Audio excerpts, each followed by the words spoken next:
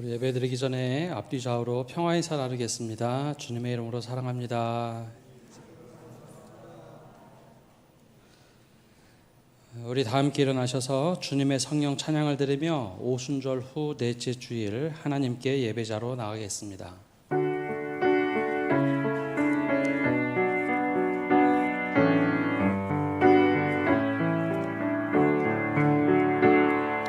주님의 성령 지금 이곳에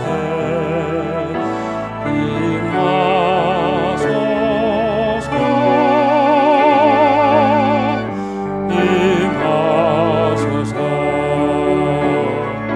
주님의 성령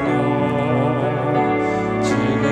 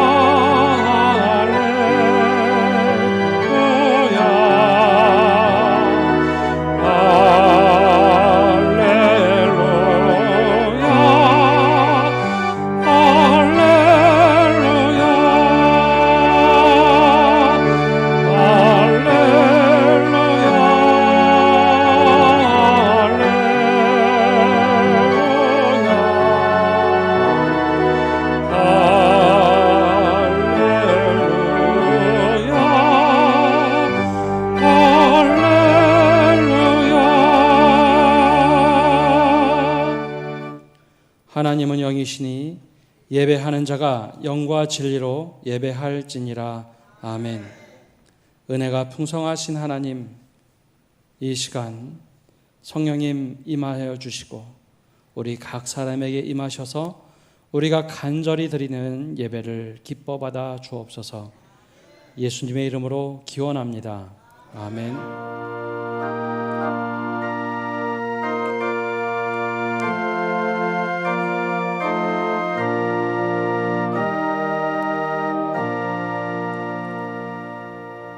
사도신경으로 신앙 고백하겠습니다.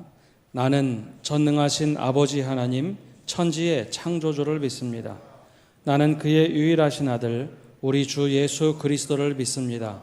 그는 성령으로 잉태되어 동정녀 마리아에게서 나시고 본디오 빌라도에게 고난을 받아 십자가에 못 박혀 죽으시고 장사된 지 사흘 만에 죽은 자 가운데서 다시 살아나셨으며 하늘에 오르시어 전능하신 아버지 하나님 우편에 앉아 계시다가 거기로부터 살아있는 자와 죽은 자를 심판하러 오십니다.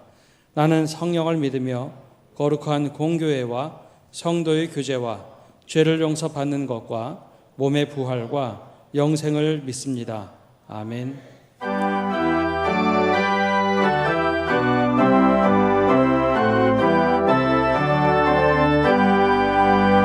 다 찬양하여라 전능한 창조의 주께 내 원하 주 찬양 평강과 구원의 주님 성도들아 주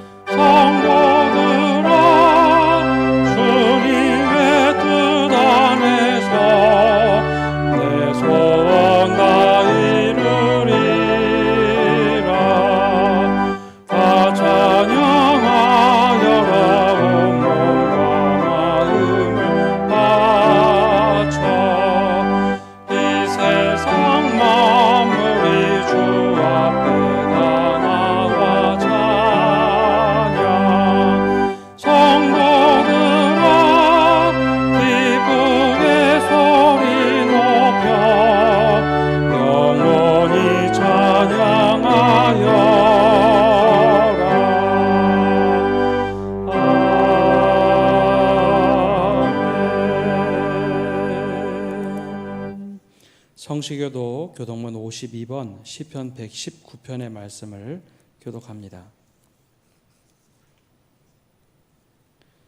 청년이 무엇으로 그 행실을 깨끗하게 하리이까? 주의 말씀만 지킬 따름이니이다.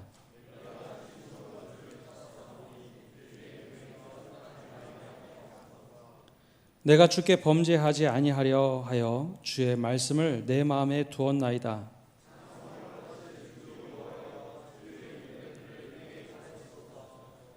내가 주의 법도들을 작은 소리로 읊조리며 주의 길들에 주의하며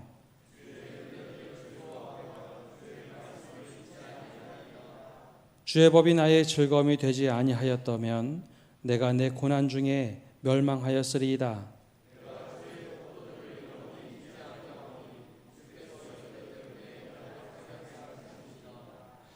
나는 주의 것이오니 나를 구원하소서. 내가 주의 법도들만을 찾았나이다.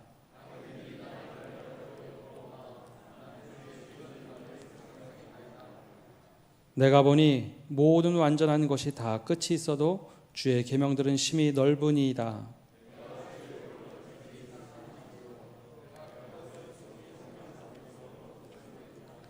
아멘. 자리에 앉으셔서 찬송가 195장 찬양합니다.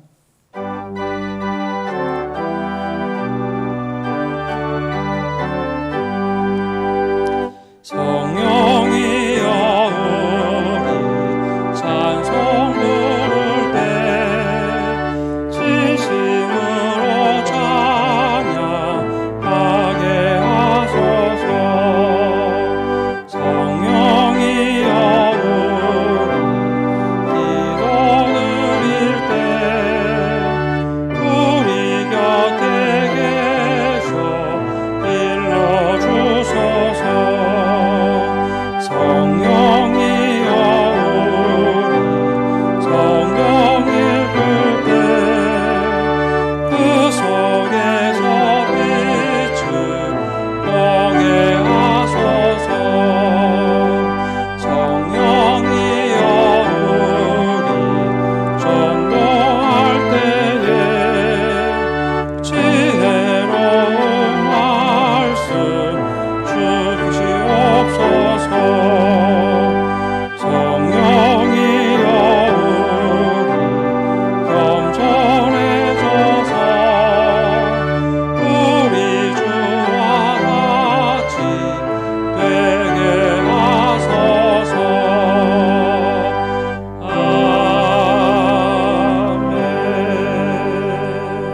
아멘. 사랑과 은혜의 하나님 감사드립니다. 죄 많은 저희들을 사랑하사 주님의 자녀로 삼으시고 구원의恩청을 베풀어 주심을 감사드립니다. 지난 한 주간 또 어지러운 세상 가운데서 저희들을 지켜보호해 주시고 오늘 귀한 예배 제단으로 불러주심을 감사드립니다. 주님과 이 모든 영광과 찬양을 올려드립니다. 지난 한 주간 거룩하지 못한 우리의 생각과 삶을 주님께 내어놓습니다. 하나님은 거룩한 자녀요 백성이라고 하지만 늘 허물 많고 죄 많은 저희들의 모습입니다. 저희들의 죄를 고백하오니 모든 허물을 덮으시고 크신 긍휼로 용서하여 주시옵소서. 사랑의 하나님, 6월은 호국 보훈의 달입니다. 백여년 이 땅 우리나라는 주님의 도우심으로 동방의 예루살렘이라 불렀습니다. 하지만 동족 상잔의 비극으로 나라는 분열되고 북녘 땅은 동토의 땅, 복음의 불모지로 변해버렸습니다. 뜨거웠던 성령의 바람은 사라지고 복음에 사로잡힌 전도자들은 순교의 피를 흘렸습니다. 북한 공산주의자들은 호시탐탐 전쟁을 일으켜 평화의 날을 멸절시키려 하였습니다. 그러나 하나님께서는 긍휼과 사랑으로 이 나라를 지키셨고 남한 땅을 보호하여 주셨습니다. 하나님의 은혜가 아니면 있을 수 없는 기적의 시간들이었습니다. 전능하신 하나님께 무한 감사드립니다.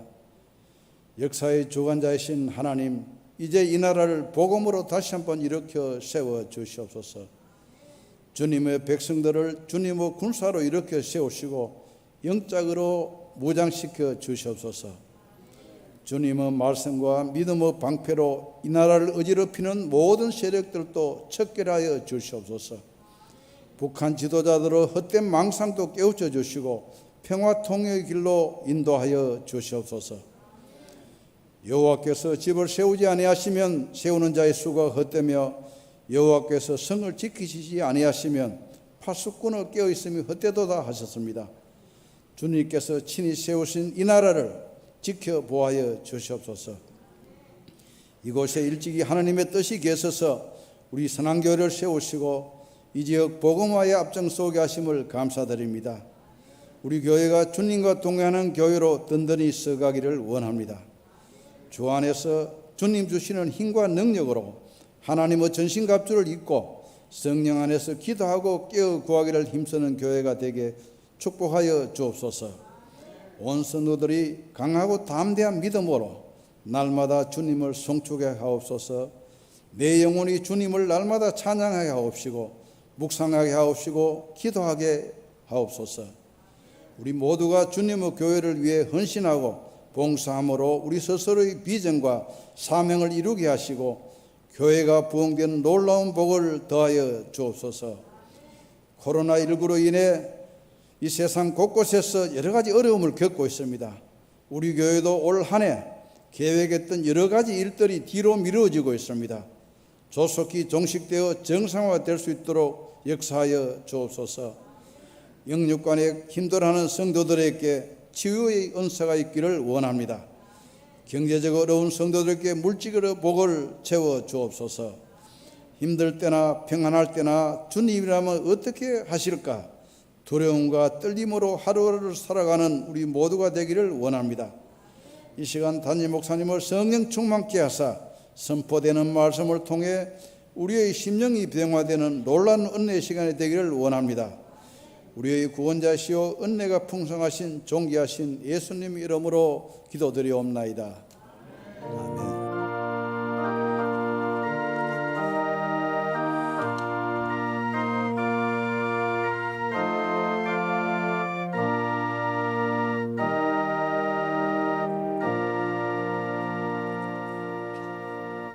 오늘 우리에게 주신 하나님의 말씀은 고린도전서 6장 19절에서 20절의 말씀, 신약성경 268면입니다.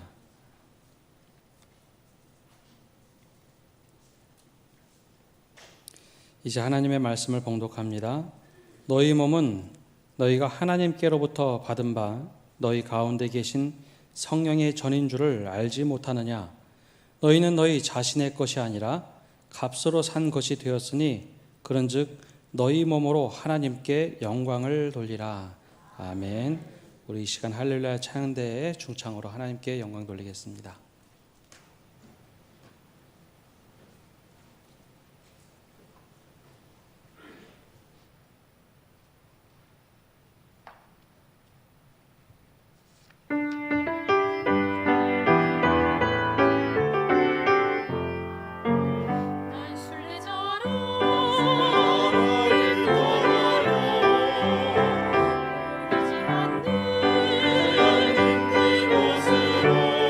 늘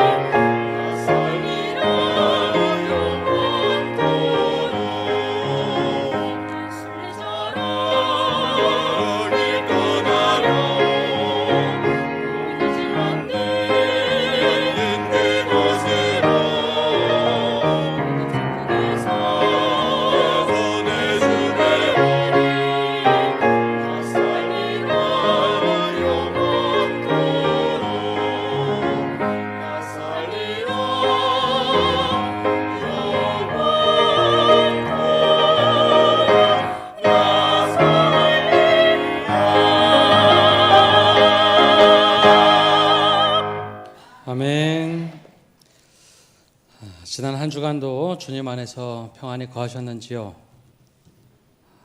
아무도 대답이 없으시네요. 올 한 해 출발하면서 우리는 주님과 동행하는 교회가 되자라는 주제를 가지고 시작을 했습니다. 벌써 6개월이 흘러갔습니다.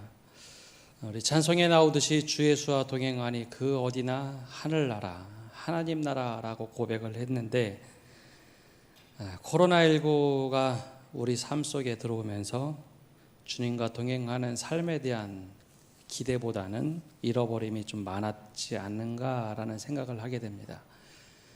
사실 코로나19 때문에 가족 관계가 흩어지거나 혹은 약해진 가정은 없죠. 오히려 이것 때문에 더 끈끈한 가족애를 느끼는 경우가 많습니다.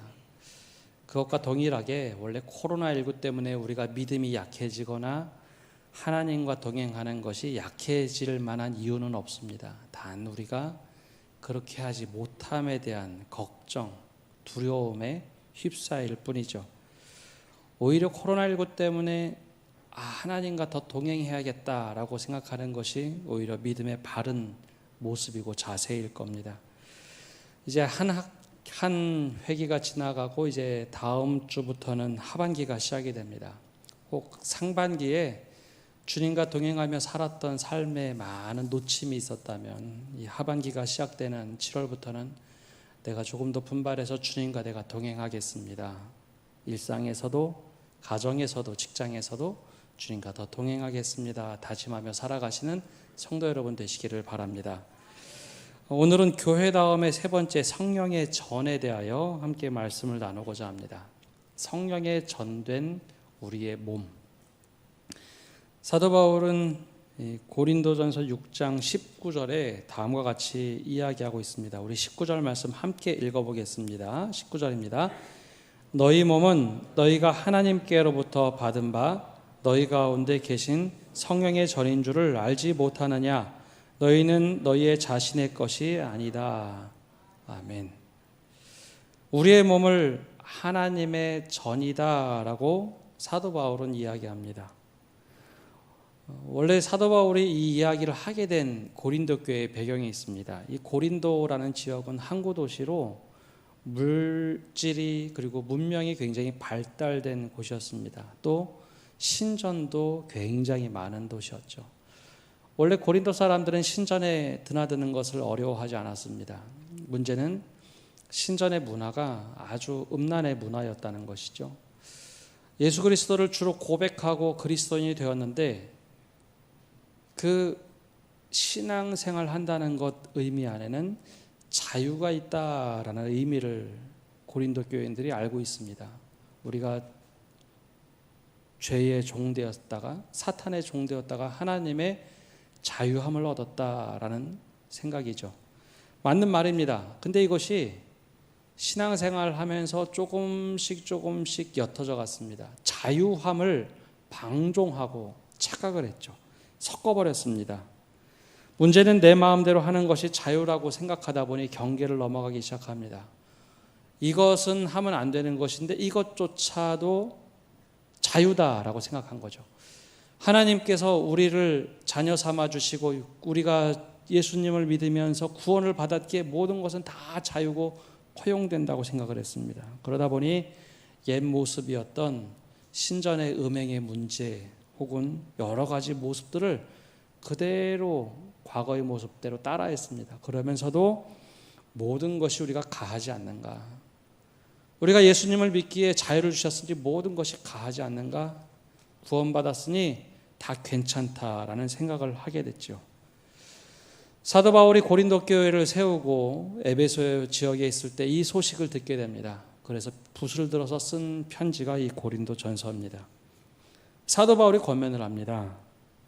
우리의 몸이 성령의 전인 것을 깨닫지 못했습니까? 라고 질문하며 반문을 하기 시작합니다. 우리의 몸이 성령의 전이다 라고 교회로서 이야기를 하고 있습니다.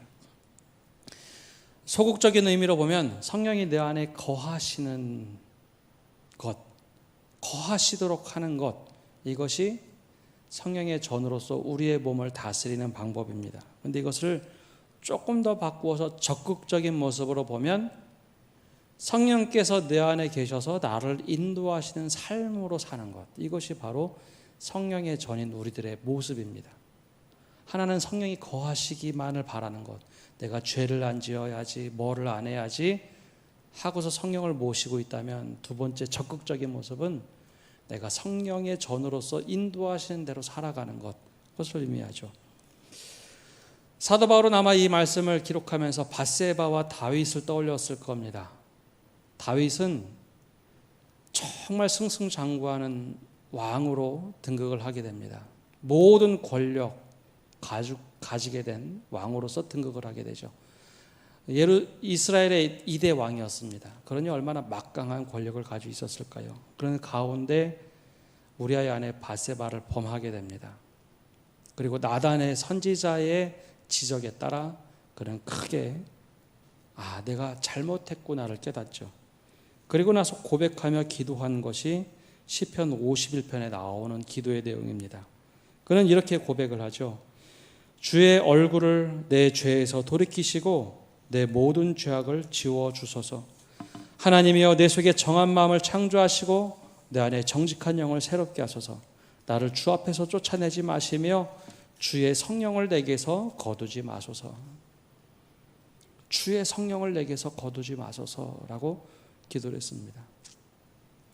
원래 주님과 늘 동행하는 삶을 산다고 자부했던 다윗인데, 사울의 눈을 피해서 도망갈 때도 그렇게 눈물로써 기도하고, 하나님 나와 함께하여 주옵소서, 내가 주님께서 함께하시면 모든 것을 할 수 있다고 고백했던 다윗인데, 죄 때문에 주님의 성령을 내게서 걷어가지 마옵소서라고 기도를 합니다. 나를 제발 주 앞에서 쫓아내지 마옵소서. 다윗은 그렇게 간절히 눈물로 회개하고 돌이키고 삶을 바꾸도록 노력을 했습니다. 성령이 내 안에 들어와 계시도록 어떻게 해서든지 죄로부터 벗어나려고 노력을 했습니다. 죄가 있다는 것은 우리가 죄 안에 갇혀 있음을 얘기합니다. 죄 안에 갇혀서 내 마음을 꼭 닫는 것이죠. 성령이 내 안에 들어오는 것을 내 스스로가 거부할 수도 있고요. 죄가 너무 많아서 성령이 거할 수 없는 몸이 되었다라는 것도 의미합니다. 우리가 주일 일반적으로 한 번 예배 일주일에 드리는 분들이 대부분입니다.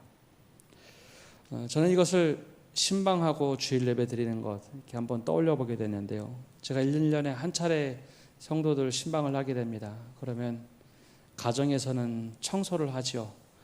제가 가정에 가면 간혹 이런 얘기를 합니다. 늘 이렇게 깨끗하게 하고 사시죠? 그러면서 웃죠. 다들 같이 웃습니다. 그렇게 못 살다는 거죠. 실제로 그렇습니다. 매번 아주 깨끗하게 정리정돈하고 파리가 미끄러질 만큼 깨끗하게 하고 살지는 못하죠. 그런데 한편으로 생각해 보면 누군가가 요즘에는 이제 맞벌이 부부가 많다 보니 아내가 출근하고 남편이 출근하고 먼저 오는 사람이 청소를 하거나 설거지를 하거나 집 정리정돈을 하는 가정들이 이제 많아졌습니다. 늦게 수고하고 애쓰고 들어왔는데 집에 쓰레기는 수북하고 먼지는 너무 많고 설거지 쌓여있고 하면 남성이건 여성이건 다 싫다라는 생각을 갖게 되죠. 깨끗한 상태에 있으면 기분도 좋고 다 좋습니다. 근데 이것이 하루, 이틀, 사흘, 나흘 정도 되면 먼지들도 연합을 합니다. 아시죠? 먼지들 그대로 두면 먼지가 덩어리가 돼서 이렇게 굴러다니죠. 그 정도가 되면 사람들이 청소하는 것을 좀 두려워합니다. 한 달, 두 달이 지나가면 청소를 못하는 가정도 생겨납니다. 이거 어디부터 어떻게 해야 될지. 제가 왜 이거 신방과 가정 청소를 같이 연결했냐면, 우리가 일주일 동안 한 번도 주님과 동행한다는 생각을 하지 않고 있다 예배 나와서 비로소 내 자신을 들여다보고 내 죄에 대해서 한번 생각해 보는 경우가 너무 많습니다. 예배 와서 비로소 내가 이렇게 살았지라고 깨닫는 경우가 있죠. 성령께서 우리 안에 거하신다는 것은 일주일에 한 번 청소하는 것을 의미하는 것이 아닙니다. 내 안에 일상 속에서 늘 함께 하시는 것을 얘기하죠.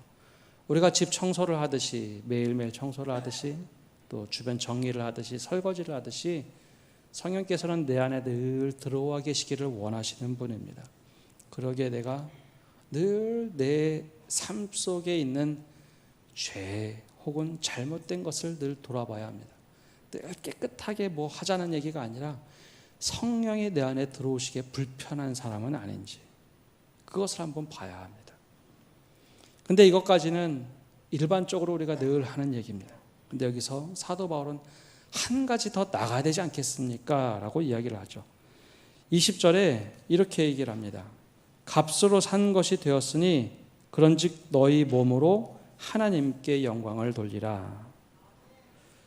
앞의 말씀과 이어서 얘기하면 우리의 몸이 성령의 전인 것을 왜 깨닫지 못하느냐. 그의 피값으로 산 우리의 삶인데 이제는 성령이 거하는 것을 넘어서 하나님께 영광을 돌리는 삶이 되어야 되지 않겠습니까? 라는 이야기입니다.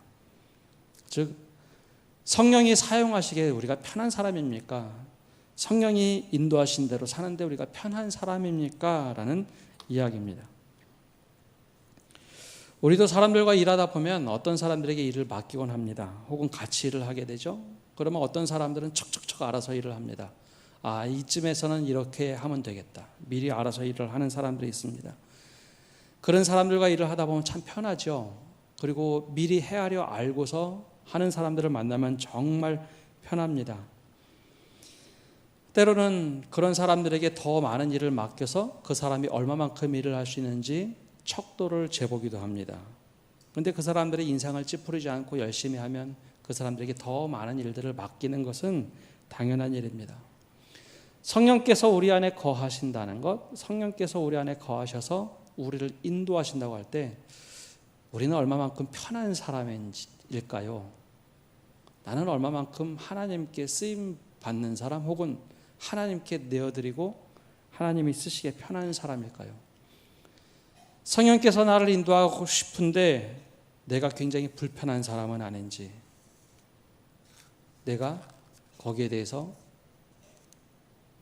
잘못 생각하고 있는 건 아닌지 한번 들여다봐야 합니다. 나에게 능력을 달라고 구하는 신앙도 대단히 중요합니다. 그러나 나에게 낯선 환경 혹은 나에게 어려운 일이 일어날 때 내가 투정을 부리거나 내가 일을 하지 못한다고 하는 것, 그것이 과연 성령께서 우리로 하여금 편하게 생각할까요?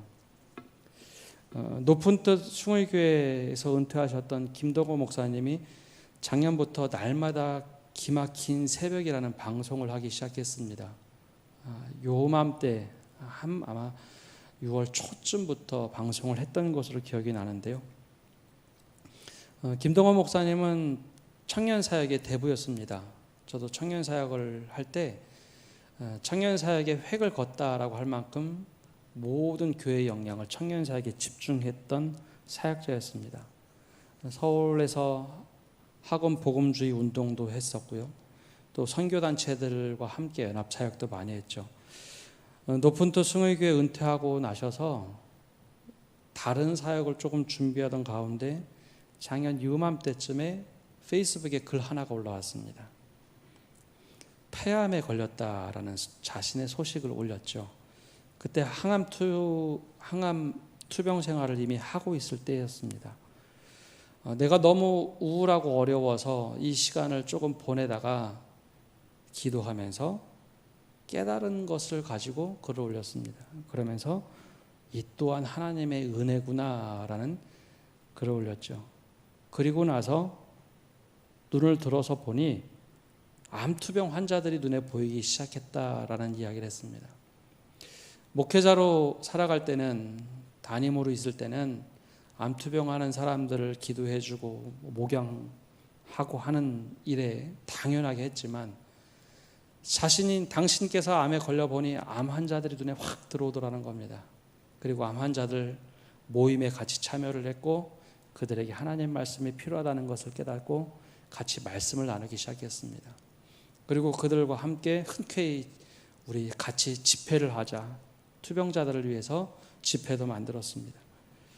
그러면서 일상을 보니 내가 하룻밤 자고 일어나는 것이 날마다 기막힌 새벽이라고 부르면서 아침 큐티 겸 새벽 기도 겸 해서 영상을 찍어서 올리기 시작했죠.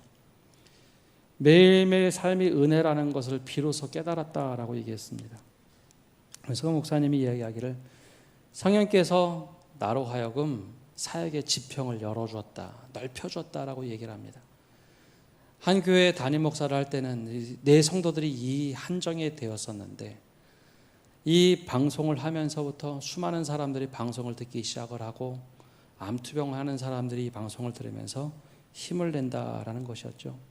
그러고 보니 암투병하면서도 방사선 치료 받는 분들이 하나같이 얘기하는데 불구덩이에 들어갔다 나오는 것 같다라고 하는데도 불구하고 목사님 매번 특별하지 않으면 아예 못할 정도가 아니면 늘 방송을 찍어서 올립니다.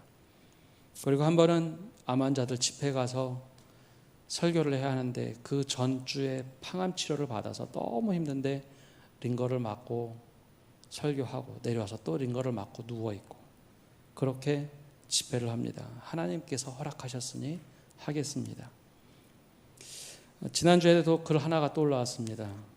잠깐 대구에 내려왔다 가야 된다. 한 가정을 위해서 그래야겠다라고 하면서 16개월 된 아이가 천국으로 갔는데 그 가정을 위로하러 잠깐 내려갔다 와야겠다. 대구 내려왔다 가는 과정에 문자 메시지 하나를 받으셨답니다. 몸이 좀 불편해서 다시 체크를 했는데 암이 좀 전이가 됐다라는 이야기죠. 그럼에도 불구하고 여전히 날마다 기막힌 새벽을 맞이한다 이야기를 합니다. 목회자가 은퇴하고 나서 편안하게 살 수 있습니다. 또 김동호 목사님은 그런 사역지들이 좀 있습니다. 그런데 그거 하는 것보다는 지금 의미 있게 나에게 주신 환경, 나에게 맡겨주신 그 사역들을 감당하면서 성령의 전으로서 그렇게 살아가고 있습니다. 이것이 하나님 쓰시기에 편한 사람 아닙니까? 우리에게 바로 그 삶을 요구하고 계십니다. 단지 성령의 전이 된다는 것, 죄 때문에 어쩔 줄을 몰라 하는 것이 아니라 이제는 성령께서 내 안에 편하게 거하시고 성령께서 나로 하여금 무엇을 원하시는가, 어떠한 삶을 살기를 원하시는가 그대로 되어드리는 삶, 이것이 성령의 전으로서 교회인 내 몸으로 살아가는 삶입니다. 두 번째 교회는 그리스도인들의 모인 곳, 바로 이 교회가 성령의 전입니다. 여기에는 좀 혼돈스러운 내용들이 좀 있습니다. 이 구약 시대에 하나님의 성전이라고 하는 개념 때문에 그런데요. 출애굽을 하면서 그들은 처음으로 법궤를 하나님께서 말씀하신 대로 만들었습니다. 그 뚜껑을 시온자라고 해서 두 천사들을 위에다 조각을 해놓고 이곳이야말로 하나님이 임재하시는 곳이다 라고 했죠. 성막을 옮길 때마다 아주 귀중하게 법궤를 옮겼습니다. 그리고 지성소에 두면서 이곳이야말로 하나님이 거하시는 곳이다. 다윗은 자신의 성을 만들고 나서 성전을 만들기를 원했습니다. 주님께서 거하시는 곳 내가 만들어야지, 아름답게 만들어야지 하고 기대를 했으나 하나님이 저버리시고 솔로몬 아들에게 성전을 만들라고 하셨죠. 그렇게 이스라엘 백성들은 성전이라는 것은 건물로서 이해를 했습니다. 거기에 가면, 예루살렘에 가면 성전이 있지. 그런데 예수님께서 우리가 예배 시간마다 기원할 때 하는 말씀을 이야기하십니다. 하나님은 영이시니 예배하는 자가 영과 진리로 예배할지니라. 즉 영으로 진리로 간절하게 예배하는 곳이 바로 하나님이 거하시는 곳이다 라고 이야기를 하셨죠.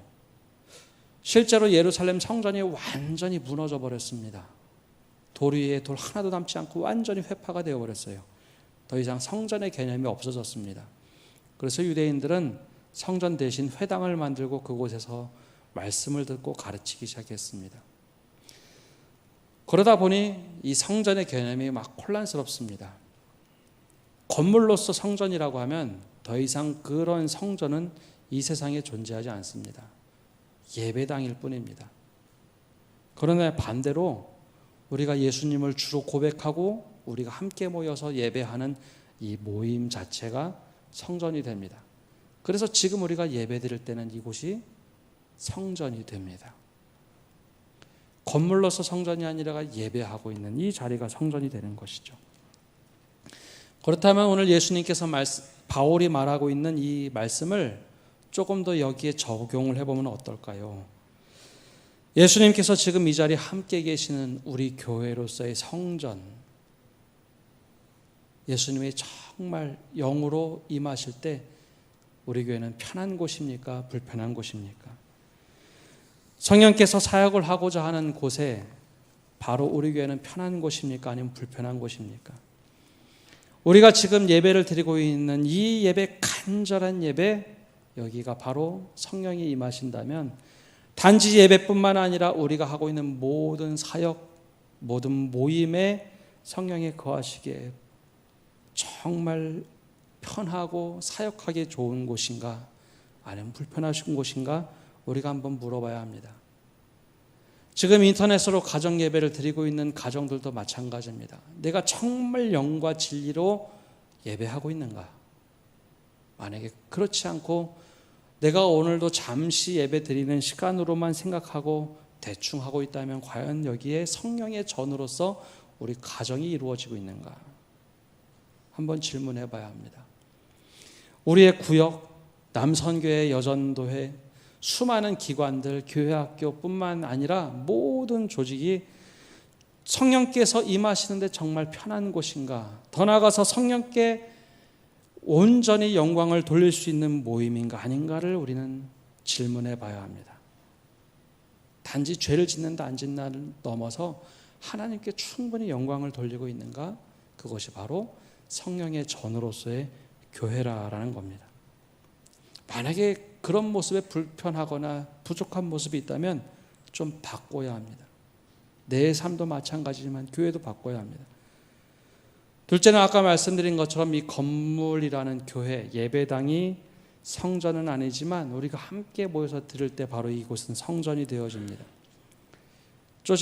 조금 조심스럽긴 하지만 제가 재작년 12월에 교회에 부임을 했습니다. 그리고 이사를 하고 3개월 뒤에 또 이사를 하게 됐습니다. 그 기간 동안에 사택 수리를 하게 됐죠. 리모델링을 했습니다.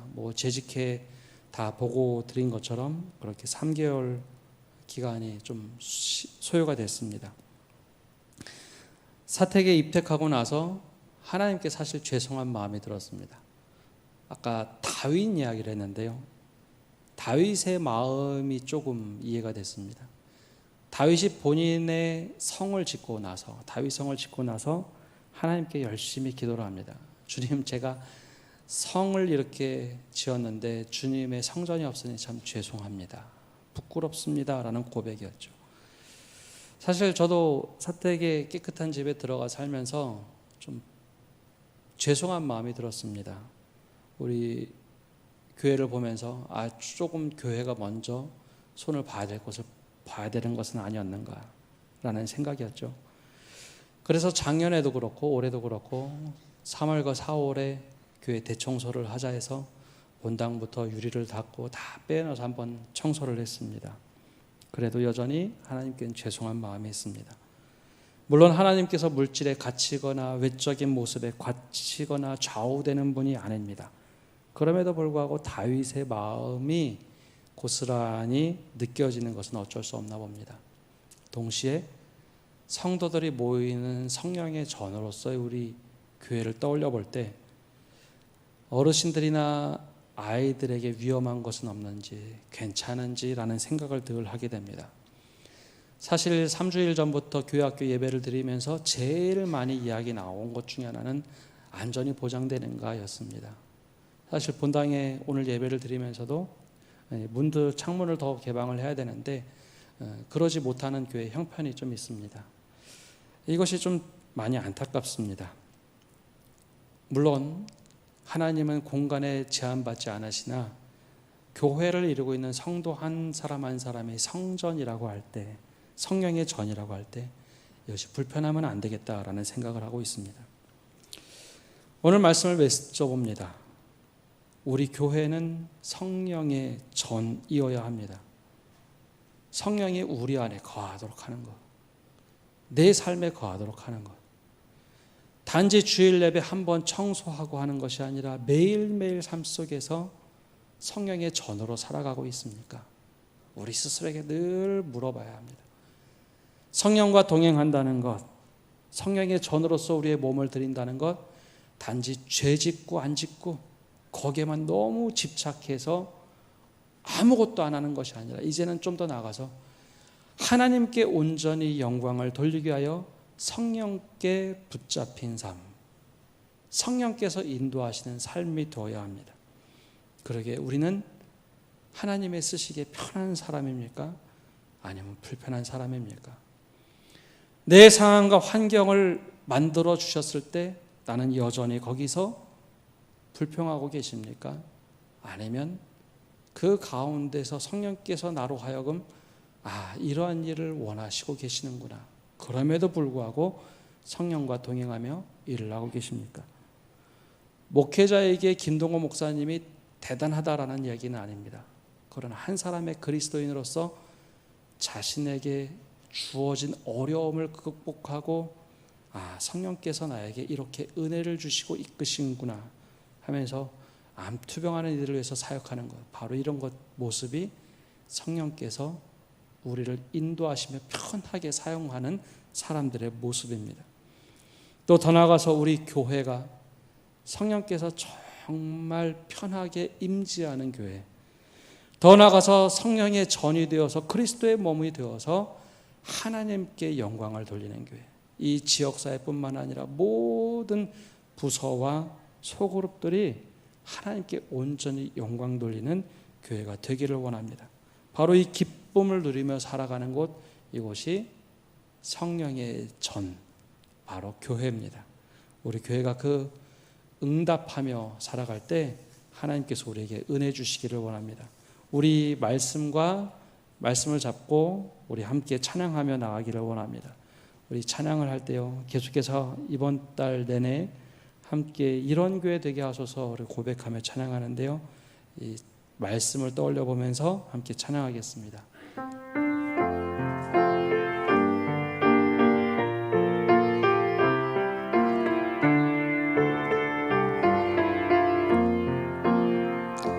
진정한 예배가 숨쉬는 교회, 주님이 주인 되시는 교회, 주듬의 기도가 쌓이는 교회, 최고의 찬양을 드리는 교회, 말씀이 살아 움직이는 교회, 성도의 사랑이 넘치는 교회, 섬김과 헌신이 기쁨이 되어 열매 맺는 아름다운 교회, 주님의 마음 닮아서 이웃을 사랑하는 교회, 주님의 영광을 위해서 빛 되신 주님 전하는 교회, 사랑의 불꽃이 활짝 피어나 날마다 사랑에 빠지는 교회, 주께서 사랑하는 우리 교회가 이런 교회 되게 하소서. 한 번 더 찬양합니다. 진정한 예배가 숨쉬는 교회, 주님이 주인 되시는 교회, 믿음의 기도가 쌓이는 교회, 최고의 찬양을 드리는 교회, 말씀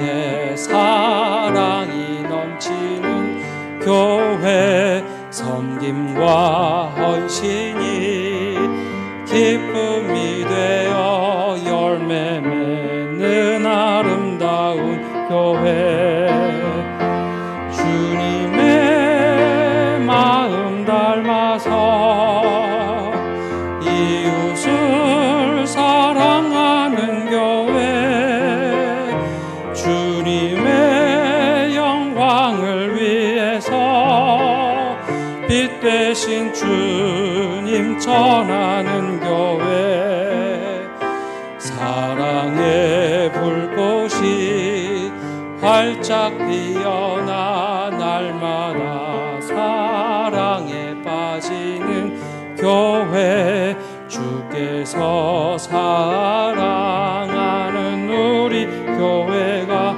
이런 교회 되게 하소서. 우리 말씀과 찬양에 의지해서 기도하며 나가기를 원합니다. 우리가 정말 하나님의 전으로 살아가고 있는지 우리 주님 앞에 우리 자신을 내어놓고 기도합시다. 더 나아가서 우리가 성령이 임하셔서 우리를 정말 편하게 사용하시는 존재인지, 내가 하나님의 손에 붙들려 살아가는 존재인지 우리 자신을 주님 앞에 넣어놓고 기도합시다. 또한 우리 교회가 하나님이 쓰시기 편한 교회, 하나님께 영광을 돌리는 교회 되게 달라고 이 시간 간절한 마음으로 우리 자신과 교회를 놓고 기도하며 나가겠습니다. 하나님 아버지, 이 시간 기도하며 나갑니다. 주님과 동행하겠다가 시작한 하나님 2020년이 6개월이 지나갔습니다. 우리의 몸이 하나님이 거하시기 편한 사람인지 우리 자신을 돌아보게 하여 주옵소서. 내 마음과 내 뜻이 먼저 우선이 되어서 하나님의 뜻보다는 내 뜻이 우선되었던 삶이 아니었는지 돌아보게 하여 주옵소서. 또 하나님, 내 상황과 형편을 바라보면서 하나님께서 우리를 어떻게 인도하셨는지, 하나님께 쓰이는 존재였는지 하나님, 우리 자신을 돌아보게 하여 주옵소서. 우리의 상황과 환경 때문에 하나님께 토로하는 시간은 있었으나 하나님, 이 상황과 환경을 통해서 하나님께 영광 돌리고 하나님께서 쓰시기에 편한 사람이 되지 못했음을 고백하며 나아가게 하여 주옵소서. 또한 우리 교회가 하나님께 영광을 돌리는 교회가 되어야 할 것인데 우리가 얼마나 하나님께 영광을 돌리는 교회였는지 돌아보게 하여 주옵소서. 사랑의 주님, 우리 교회가 얼마나 하나님의 성전으로서 달려왔는지 돌아보게 하여 주옵소서. 우리의 삶이 하나님의 전으로 살아왔는지 돌아보게 하여 주옵소서. 주님과 동행하고 산다고 고백한 이 2020년 6개월이 지났는데 우리가 주님의 전으로서 주님과 동행하는 삶을 살았는지 돌아볼 때 참 부끄러운 모습뿐입니다.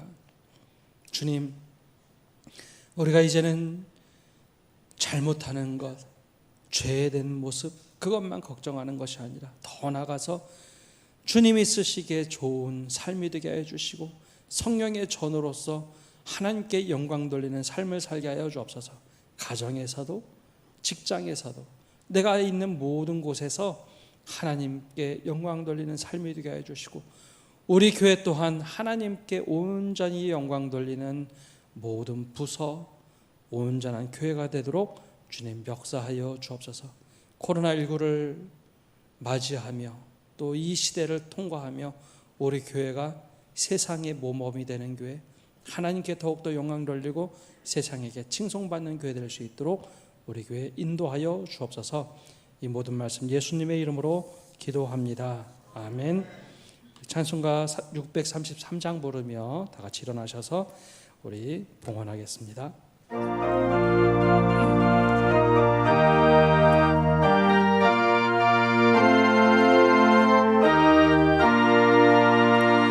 나의 하나님 받으소서.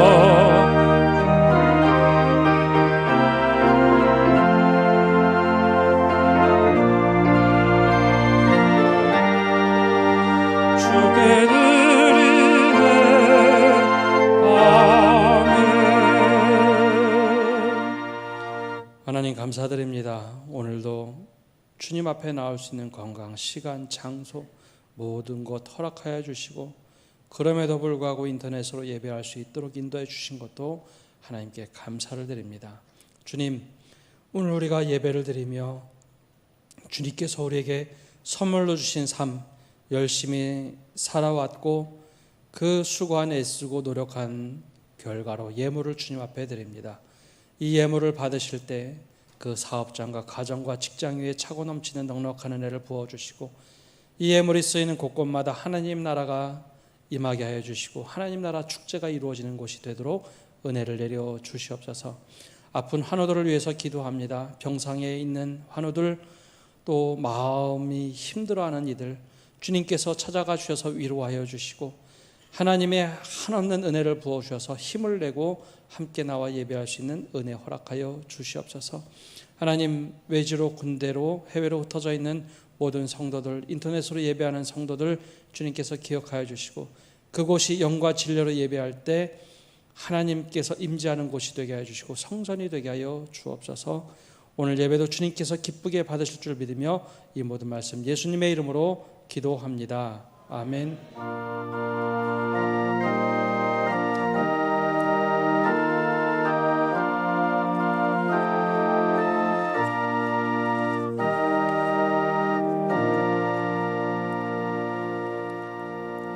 자리에 앉아 주십시오. 우리 옆에 분들과 서로 인사 나누겠습니다. 주님의 이름으로 사랑합니다. 평안하십시오. 계속 뉴스에 나오는데요. 이 교회 안에서 코로나19 바이러스 확산된다는 이야기 듣고 아마 걱정하시는 분들이 많은 것 같습니다. 지금 교계에서도 지금 파악한 바로는 보통 소모임에서 마스크 벗고 하는 모임들에서 확산이 되는 것으로 좀 이야기가 나옵니다. 찬양대 연습하는 모임, 마스크 벗고 하는 곳, 혹은 소모임에서 대화할 때 아마 이제 확산이 되는 것 같은데요. 아직 예배에서 확산되고 있다라는 이야기는 거의 나오지 않고 있습니다. 우리가 예배 드리는 이 장소는 아주 잘 방역을 하고 예배 전후로 방역을 하고 있으니까요. 거기에 좀 안심하시고 예배 오실 때 꼭 마스크하고 오시고 손 닦는 일, 또 너무 기쁘다고 꼭 안아주는 일은 가급적 삼가해 주시고요. 또 혹 행여나 열이 갑작스럽게 나거나 하면 인터넷으로 예배하시면 되겠습니다. 안전수칙 잘 지켜주시고 우리 서로 조심하며 예배하면 되겠습니다. 주일 2부 예배에 특송자들, 희망자를 모집하고 있습니다. 우리 원하시는 분들 신청해 주시고요. 2019년도 완결된 보존용 서류 기록물 제출해 주시면 저희가 받아서 보관하도록 하겠습니다. 예배 3부 예배 후에 당회실에서 당회 있습니다. 또 교우 소식들 알려드립니다. 우리 김태수 집사님 입원해 계십니다. 우리 위해서 기도해 주시고요. 우리 백운의 조희경 집사님 이사하셨습니다. 또 이사한 가정들이 있으니 우리 함께 축하해 주시기 바랍니다. 우리 코로나19라는 이 위기 시간을 잘 극복하고 한 가지 바라기는 교회가 오히려 모범이 되어서 이렇게 살 수 있구나라는 하나의 길을 제시할 수 있는 교회가 되었으면 합니다. 우리 그 마음을 가지고 또 예배에 참여해 주시고 또 우리가 서로 위생수칙 잘 지켜나가시기를 바랍니다. 우리 다 함께 일어나셔서 공동체 고백하겠습니다.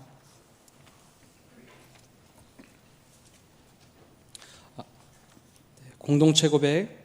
사랑의 주님, 우리가 주님께서 거하시기에 편한 성도가 되게 하옵소서. 우리가 주님께서 쓰시기에 편한 성도가 되게 하옵소서. 우리가 주님의 마음을 시원케 하는 성도가 되게 하옵소서. 아멘.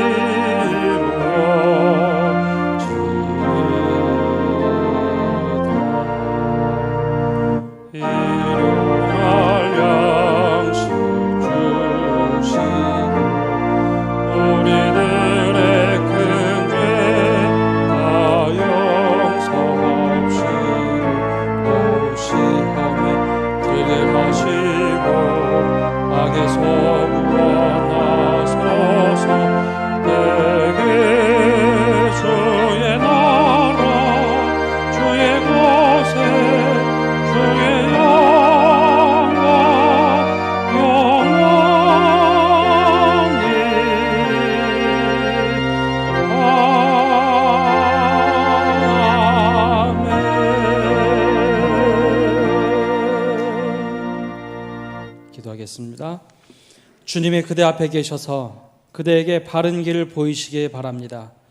주님이 그대 곁에 계셔서 그대를 팔로 껴안아 지키시기 바랍니다. 주님이 그대 뒤에 계셔서 그대를 못된 사람들의 흉계에서 보존하시기 바랍니다. 주님이 그대 아래에 계셔서 그대가 떨어지면 받아주시고 그대를 덫에서 끄집어내시기 바랍니다. 주님이 그대 안에 계셔서 그대가 슬퍼할 때에 그대를 위로하시기 바랍니다. 주님이 그대의 둘레에 계셔서 위험이 덮칠 때 막아주시기 바랍니다. 주님이 그대 위에 계셔서 그대에게 복 주시기 바랍니다. 이처럼 은혜로우신 하나님이 그대에게 복 주시기 바랍니다. 이제는 예수 그리스도의 은혜와 아버지 하나님의 크신 사랑과 성령님의 교통하심과 위로하심이 오늘 예배를 드리며 성령님이 계시기에 편한 사람이 되겠습니다. 성령님이 계시며 우리를 인도하시기에 또 우리를 쓰시기에 편한 사람이 되겠습니다. 다시 많은 모든 성도들 위해 그리고 인터넷으로 예배하는 모든 성도들과 신음하고 고통하고 아파하는 온 세계 위에 이제로부터 영원까지 함께 하시기를 간절히 축원하옵나이다. 아멘.